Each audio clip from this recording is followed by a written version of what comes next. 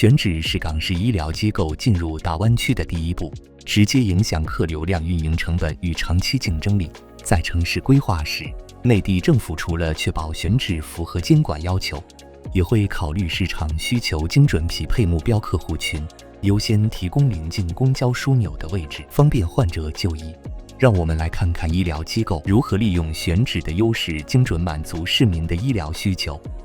深圳作为进入内地市场的首选地，确实有其独特的战略考量和多方面的优势。首先，政策环境开放，鼓励先行先试；其次，市场潜力巨大，深圳的常住港人比较多，经济发展水平高，聚焦高净值的人群，医疗服务的需求大。另外，地理位置、交通便利、人才聚集等各种天时地利人和的政策。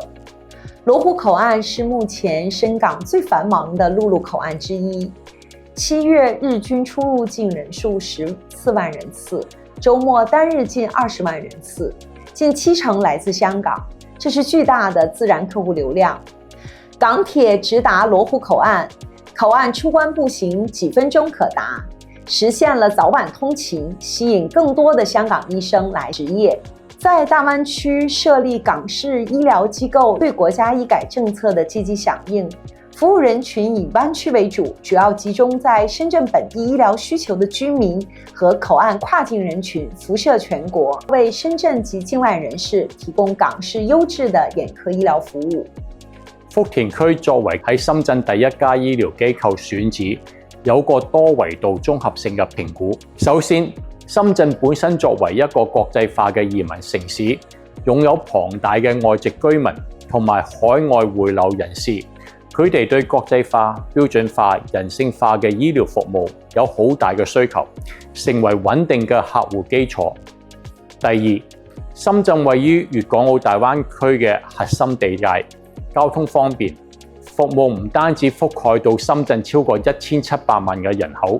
仲可以服務大灣區超過8000萬嘅人群，市場需求非常大。第三，深圳同香港一河之隔，擁有多個口岸，可以吸引香港嘅醫生同埋市民北上，提供高性價比、高品質嘅醫療新選擇，有效緩解香港醫療系統嘅壓力。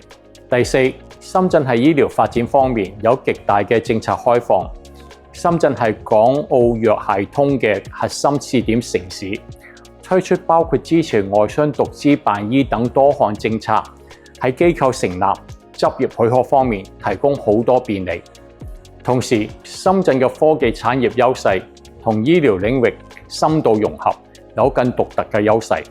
深圳作為中國嘅科技創新中心，喺人工智能、大數據、機械人等方面實力雄厚，例如 AI 輔助診斷、